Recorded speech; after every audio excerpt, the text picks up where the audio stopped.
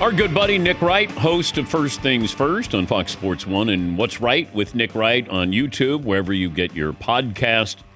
Going to be on the road, going to Kansas City, going to do the show on Friday from Kansas City. Good to see Nick again. Are we entering must-win situation time this weekend?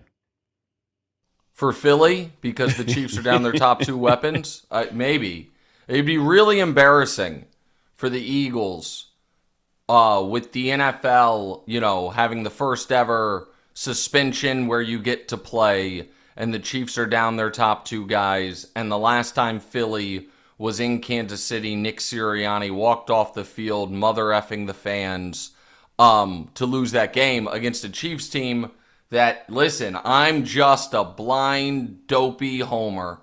But everyone that can see clearly, obviously, has seen, the league has passed Kansas City by. Now, it was just 2 games ago that the Chiefs were playing for an opportunity to be the greatest team in the history of the sport. But a lot's changed in those 2 games. So, yeah, it'd be mortifying, especially after how Philly looked in week 1. They better win.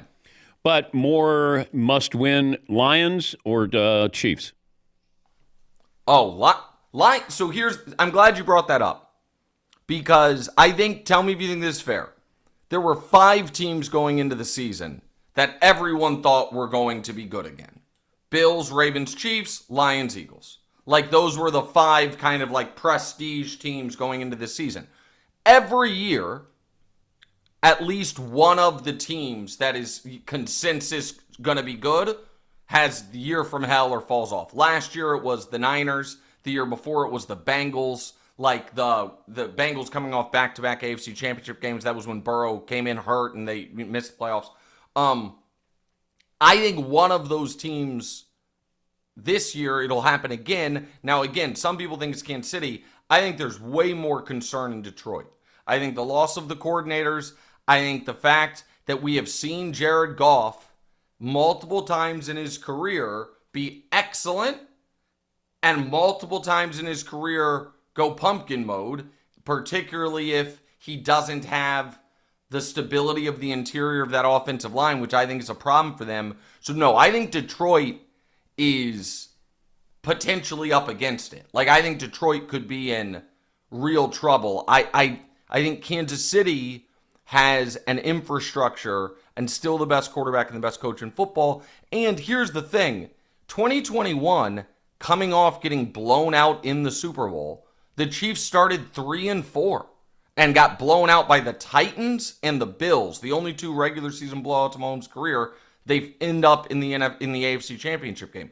2 years ago, the Chiefs had a stretch late in the year where they lost 5 of 8 and 4 of 6 in the stretch run. They ended up winning the Super Bowl. So I just think the Chiefs aren't going to be rattled even if they lose this weekend. How many teams do you look at how they win a game? Not that they win a game, but did they, like the Bengals, they won the game, but that's the worst win in NFL history. That's supposed to be a high-powered offense. So I don't know if they get a hall pass that, hey, you won the game, and that's a divisional game. I don't know how many other teams that you look at and say, how did you win the game, not just you won the game. So I think that you can graduate to a place where style points don't matter anymore. I think Brady's Patriots did it, where we would always, it felt like for a long time in the 2010s, there was a lot of, they won, but ... But it was, I think, partially, and I regret now my own commentary about that because now that's what was done to my team all last year and it infuriated me. I was like, you gotta be kidding me. They win Super Bowls, they win games, and you're like, but it didn't make me feel warm and fuzzy inside. So I'm a little hypocritical about that, I will admit. But if you are not a proven minted champion, how you look in winning, I think matters. And I'll use Philadelphia as an example in a weird way. Philadelphia coming off the Super Bowl loss. That next year, they started 10-1, but it did not look good. And it seemed like something was wrong. And the Eagles even put voice, we need to be better. And then bang, they absolutely fall apart at the end of the year. Cincinnati. all offseason, we're going to get off to a better start. We're going to get off to a better start. Both sides of the ball look terrible. Like the defense, I know they only allowed 16 points. Joe Flacco moved the ball. They missed kicks. They had 2 interceptions go off Browns players' hands, which is why they were picked. And Cincinnati had 7 second-half yards. I'm going to bring up the Bills in this regard.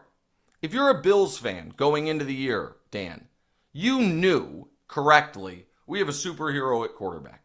He can single-handedly win us any game. But the reason we haven't been able to get over the top is because against the best quarterbacks in the biggest spots, our defense hasn't produced. And seeing the defense just get shredded for 55 minutes, if you're a Bills fan, you're thrilled you won, the tiebreaker, all of it. But in the back of your mind, you're like, oh boy, like, is that sustainable? Like, and in Philly week 1, again, week 1's weird. Before that weather delay, I thought that Philly defense looked as bad as it's looked in years, and it's just like a minor concern. Obviously, the Chiefs didn't get the win. I thought the Chiefs defense looked as bad as it's looked in 5 years in that game. So there was, of those 5 teams that I said that everybody expected to be good, I don't think any of them feel great about week 1. Obviously, Baltimore lost. Baltimore oddly played the best and then created a way to lose, as they are wont to do. Talking to Nick Wright, host of First Things First on Fox Sports 1 and What's Right with Nick Wright on YouTube, wherever you get your podcast. Is it the grand opening of the steakhouse, the restaurant 1587 in Kansas City with Mahomes and Kelsey? Is that this weekend? Yeah, they're doing like a premiere or invite starting today and going through Sunday. We are doing First Things First. You know, I have negotiated with FS1 that once a year we do a show in Kansas City, and that wasn't really it wasn't a tough negotiation because it's like, okay, yeah, because we always go to wherever the Super Bowl parade is, so, you know, we're already going to be there. Weirdest thing ever happened in calendar 2025, they held the Super Bowl parade in Philadelphia. Like, I don't know. So, year's almost up. And so we needed to, check that contractual box. So I'm flying out today. We're doing our show live from Kansas City tomorrow. And as, I'm just the luckiest man in the world. As it happens, that will allow me Friday night to see my good friend Patrick and others at the opening of the steakhouse as I, stop by as an invited guest. What if the food isn't good? It's Kansas City Steakhouse. Well, it'll be good. I know, but would you be honest and say, Well, yes, I would, at least privately. I wouldn't publicly pan my friend's restaurant, but I would privately be like, hey, this is, maybe tighten this up. But it's not like, Price Fix French joint. It's not an omakase sushi spot. It's a Kansas City steakhouse. It is very, very difficult to not have that be good. Steakhouses they don't have as high of a ceiling as the greatest restaurants in the world, but the ceiling is good, is really good, and the floor I enjoyed that. So I'm not worried about it. Okay, you can sit at Mahomes' table or Kelsey's table.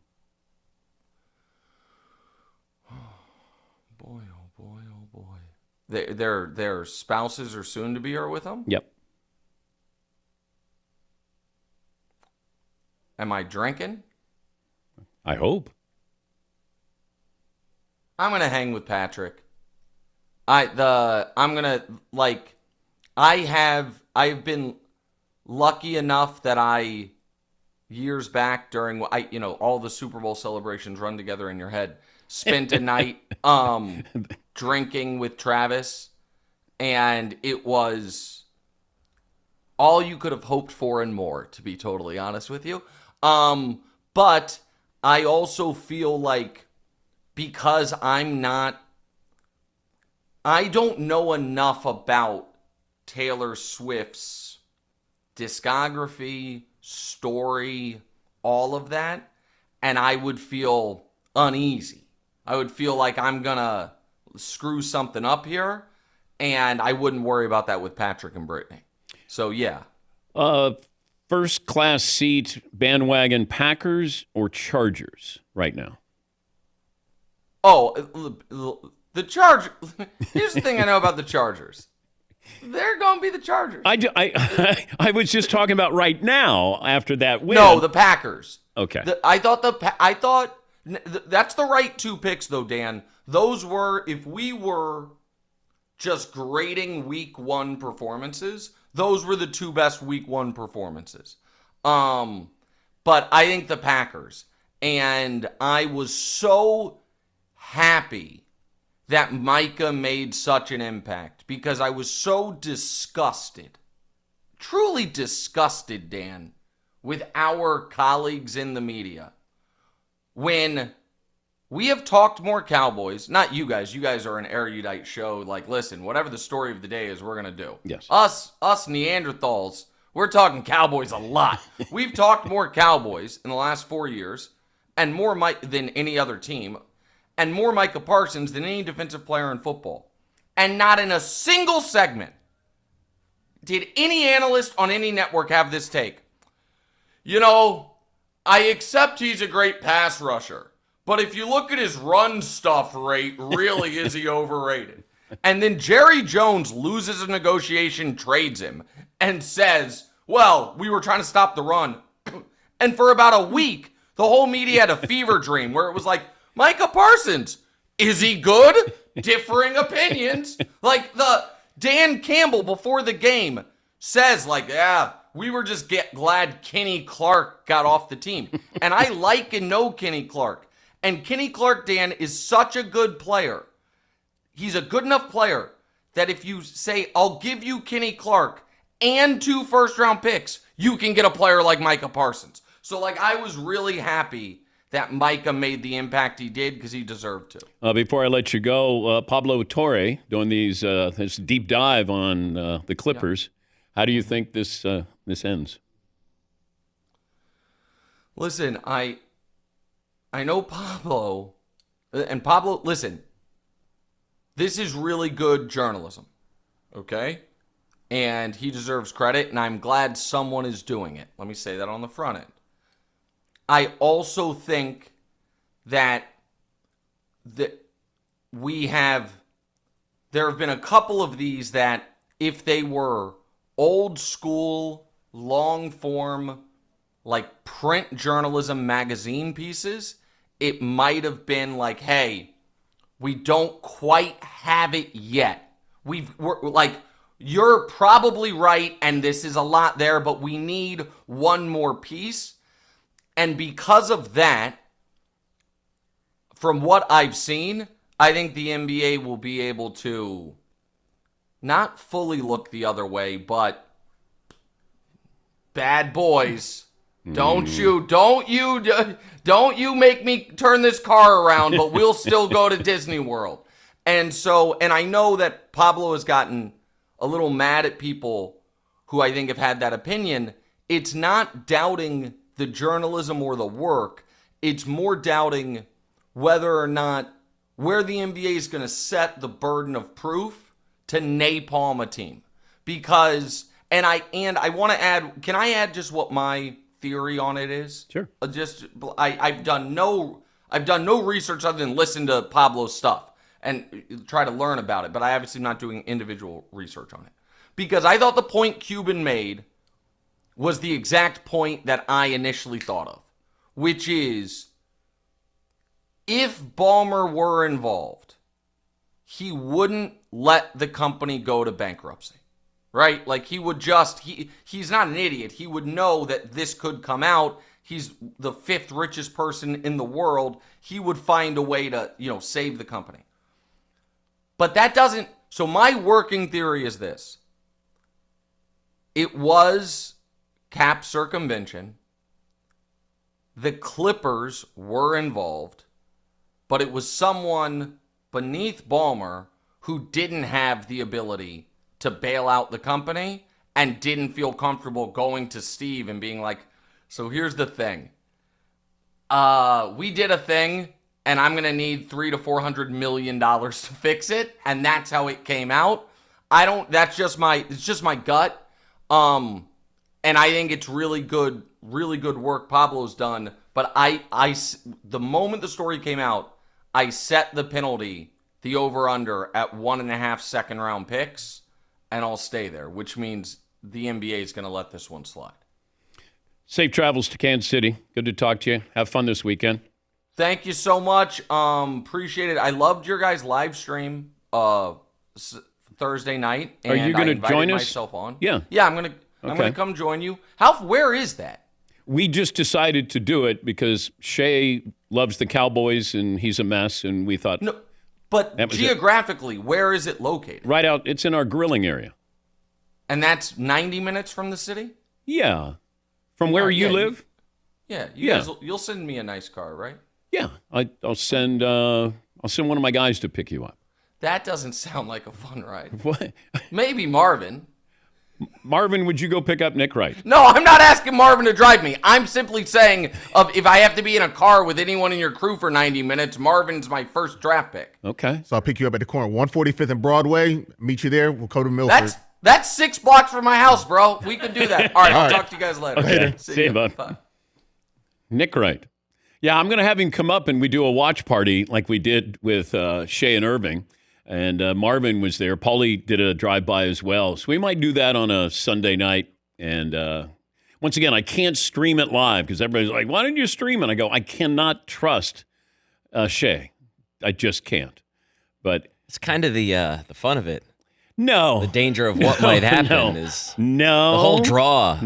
No. We just give you clips of us watching the football game.